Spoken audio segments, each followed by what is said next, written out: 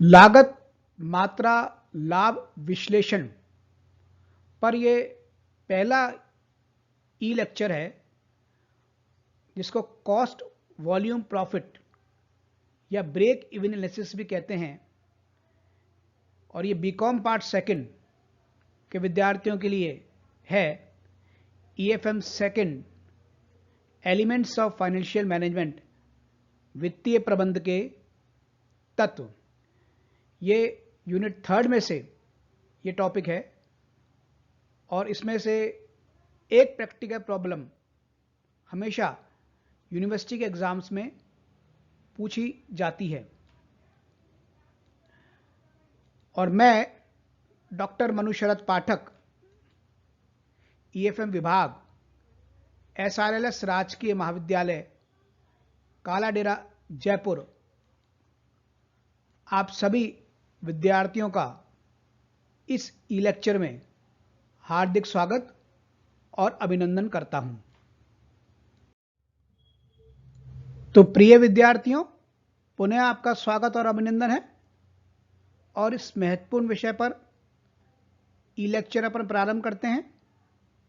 लागत मात्रा लाभ विश्लेषण या सम विच्छेद विश्लेषण।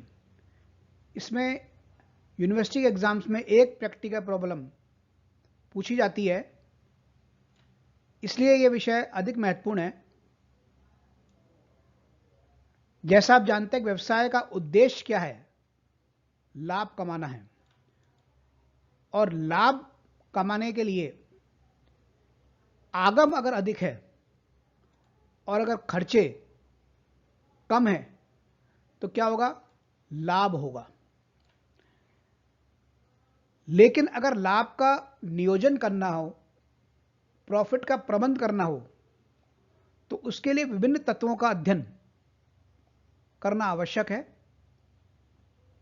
जैसे विक्रय की मात्रा यानी वॉल्यूम, सेल्स वॉल्यूम, विक्रय का मूल्य तथा उत्पादन की लागत, जिसमें स्थिर लागत तथा परिवर्तनशील लागत यानी फिक्स्ड कॉस्ट और वेरिएबल कॉस्ट हो, क्योंकि लाभ इन सब तत्वों पर निर्भर करता है। अगर विक्रय की मात्रा अधिक होगी तो लाभ अधिक होगा, अगर विक्रय की मात्रा कम होगी तो लाभ कम होगा। अगर लागत अधिक होगी तो वो लाभ को प्रभावित करेगी। देखा गया अगर विक्रय का मूल्य अधिक किया जाता है तो विक्रय की मात्रा में कमी आती है, और अगर विक्रय का मूल्य कम किया जाता है तो विक्रय की मात्रा बढ़ती है। तो इनमें आपस में इस प्रकार का सामंजस्य रखना जरूरी है जिससे कि लाभ की राशि अधिकतम हो। यही व्यवसाय का उद्देश्य होता है। तो इन सभी तत्वों का विस्तार से अध्ययन विभिन्न विक्रय स्तर पर ये लागत मात्रा लाभ विश्लेषण या सम विच्छेद विश्लेषण कहलाता है, जिसको दो प्रकार से समझा जा सकता है। संकुचित अर्थ में सम विच्छेद विश्लेषण ऐसे कार्य स्तर को निर्धारित करने की तकनीक है जिस पर कुल आगम कुल लागत के बराबर होती है तथा फर्म न लाभ तथा हानि की स्थिति में होती है। यह पहले रूप में इसका अर्थ है। अगर विस्तृत अर्थ में समझें तो सम विच्छेद विश्लेषण एक वह तकनीक है जिसके द्वारा निश्चित कार्य स्तर पर संभावित लाभों को निर्धारित करने हेतु लागत को स्थायी तथा परिवर्तनशील घटकों में बांटकर उसका आगम के साथ विश्लेषण किया जाता है। अतः यह कहा जा सकता है कि लागत मात्रा लाभ विश्लेषण अथवा सम विच्छेद विश्लेषण किसी भी व्यावसायिक संस्था की विक्रय मात्रा के संदर्भ में उसकी विक्रय राशि का विश्लेषण करके विक्रय के विभिन्न स्तरों पर लाभ की अध्ययन में प्रयुक्त एक सांकेताक्षर है या विधि है। तो इस तरीके से ये संक्षेप में हम ये समझ सकते हैं कि ये लाभ नियोजन की एक तकनीक है, लागत लाभ मात्रा, जिसके द्वारा विक्रय के विभिन्न स्तरों पर विभिन्न जो उससे संबंधित घटक हैं उनका निर्धारण करके सही चुनाव किया जा सकता है। अब इसके कौन कौन से तरीके हैं, मेथड्स कौन कौन से हैं, कॉस्ट, वॉल्यूम, प्रॉफिट और ब्रेक इवन एनालिसिस के 4 प्रकार की विधियां हैं। अंशदान विधि, कंट्रीब्यूशन मेथड, लाभ मात्रा अनुपात, प्रॉफिट वॉल्यूम रेशियो मेथड, सम विच्छेद बिंदु विधि, ब्रेक इवन पॉइंट मेथड, सुरक्षा सीमा विधि, ये मैरिजन ऑफ सेफ्टी मेथड, जिसका कि विस्तार से अपन इस वीडियो और इसके आने वाले जो वीडियो होंगे, ई लेक्चर होंगे, उसमें अपन इसको विस्तार से सबको डिस्कस करेंगे प्रैक्टिकल प्रॉब्लम्स को उदाहरण लेकर।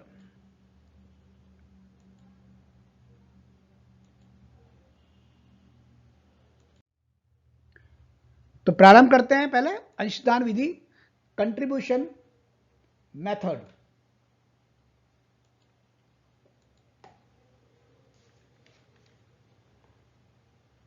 Contribution represent the difference between sales and variable cost of sales and is termed as gross margin. अंशदान विक्रय मूल्य एवं विक्रय की परिवर्तनशील लागत का अंतर है, जिसे सकल उपांत भी कहते हैं।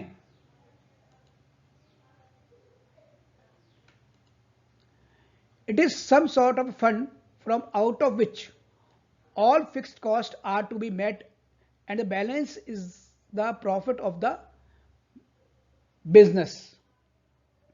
Thus the sum of fixed costs and profit is also known as contribution. Expressed as a formula, the contribution is, इसका मतलब क्या है, यह स्थिर लागतों एवं लाभ के योग से भी अंशदान ज्ञात किया जा सकता है। इसका क्या फॉर्मूला है वो देख लेते हैं। Contribution is equal to sales minus variable और मार्जिनल कॉस्ट। विक्रय में से अगर अस्थिर लागत निकाल दी जाए तो ये कंट्रीब्यूशन यानी अंशदान प्राप्त हो जाएगा। Sales minus variable cost is equal to contribution. Short में इसको सी कहते हैं, कंट्रीब्यूशन को एस को से अपने सेल्स यानी सेल्स को एस और वी वेरिएबल कॉस्ट को वी, या दूसरे शब्दों में जैसा अपन ने ऊपर समझाया कि फिक्स कॉस्ट प्लस प्रॉफिट, यह भी कंट्रीब्यूशन अंशदान कहलाता है। अब इसका क्या अर्थ है और इसको समझ लेते हैं, इसके सिद्धांत को। On the basis of this principle of contribution it may be concluded that total loss will be equal to fixed cost. If nothing is produced, excess of contribution over fixed cost is profit and excess of fixed cost over contribution is loss. क्या सिद्धांत है? अंशदान सिद्धांत के अनुसार उत्पादन नहीं होने पर कुल हानि स्थिर लागत के बराबर होगी। इसका अर्थ यही है, स्थिर लागत में से अंशदान अगर अधिक होता है उस पर क्या होगा, लाभ होगा, तथा स्थिर लागत से कम होने पर हानि होगी।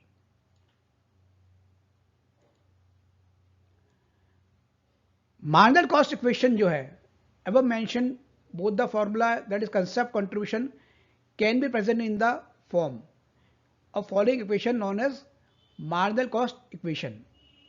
जो मार्जिनल कॉस्ट इक्वेशन है, इसके आधार पर जो है कई निर्धारण किया जाता है और कई जो सवाल है उसमें भी मार्जिनल कॉस्ट इक्वेशन आपको एक काम आएगा, तो इसको आप ध्यान रखना।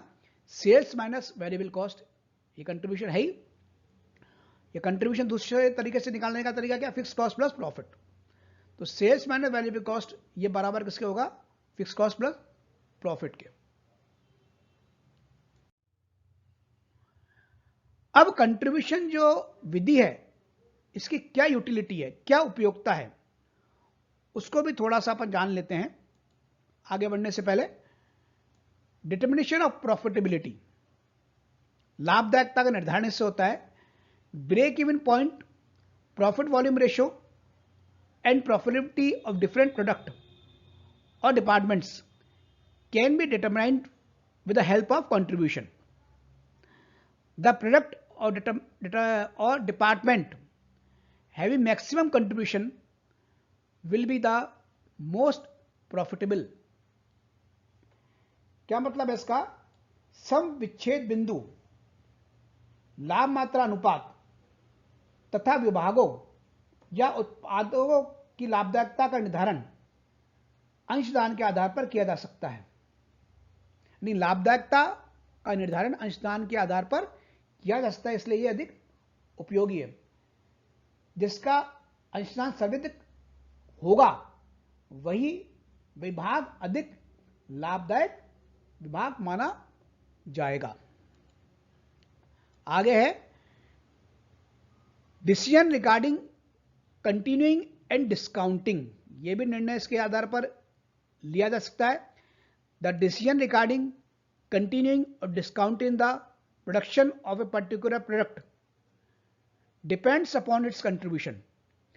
If the contribution of product A greater than the contribution product B, then the production of product A will continue. इसका अर्थ यह है कि उत्पादन जारी रखने या बंद करने का जो निर्णय है वो इसके आधार पर लिया जा सकता है, अंशदान के आधार पर। जिस प्रोडक्ट का अंशदान ज्यादा होगा उसको कंटिन्यू किया जाएगा और जिसका कम होगा उसको बंद कर दिया जाएगा। अगला है सिलेक्शन ऑफ प्रोडक्ट और sales mix. The selection of the most profitable mix of production और sales is possible on the basis of contribution. The production or sales mix which yield highest contribution is selected on priority. इसका अर्थ यह है विक्रय या उत्पादन मिश्रित का जो चयन है वो इस अंशदान के आधार पर किया जा सकता है। जिस विक्रय उत्पादन मिश्रण से सर्वाधिक अंशदान प्राप्त होगा उसी मिश्रण का चुनाव किया जाएगा। आगे है selection of production process. Selection of production process also based on contribution. The process resulting in larger contribution is selected. उत्पादन प्रक्रिया का चयन, अंशदान के आधार पर उत्पादन प्रक्रिया का चयन किया जा सकता है। अधिक अंशदान प्रदान करने वाली प्रक्रिया को चुना जाता है। तो इस प्रकार से जो कंट्रीब्यूशन विधि है इसकी उपयोगिता अपन ने करी, इसका क्या फॉर्मूला है ये अपन ने कोई उदाहरण नहीं लिया, एग्जाम्पल नहीं लिया है। दूसरा मेथड है प्रॉफिट वॉल्यूम रेशियो, लाभ मात्रा अनुपात विधि, जो सबसे अधिक महत्वपूर्ण विधि है। विक्रय में होने वाले परिवर्तनों से लाभ की मात्रा पर पड़ने वाले प्रभाव को जानने के लिए लाभ मात्रा अनुपात पीवी रेशो का अध्ययन किया जाता है। यानी विक्रय की मात्रा में अगर परिवर्तन किया जाए, बढ़ाया जाए, घटाया जाए, तो उसका लाभ पर क्या प्रभाव पड़ेगा, इसके अध्ययन करने की जो विधि है वो पीवी रेशियो है, प्रॉफिट वॉल्यूम रेशियो है। लाभ मात्रा अनुपात अंशदान एवं विक्रय मूल्य में संबंध का अध्ययन है, जिसे प्रतिशत के रूप में भी व्यक्त किया जा सकता है। इसे सीमांत आय अनुपात या अंशदान विक्रय अनुपात भी कहते हैं।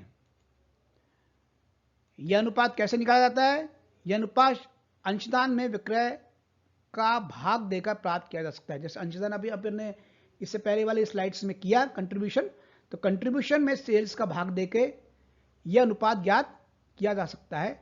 इसके क्या क्या फॉर्मूले हो सकते हैं इसको थोड़ा सा देख लेते हैं अपन। इस पहले वाले जो है ई लेक्चर में, जो कि प्रॉफिट वॉल्यूम रेशियो पर आधारित है, PV ratio is equal to sales minus variable cost, ये अपन ने किया ही था।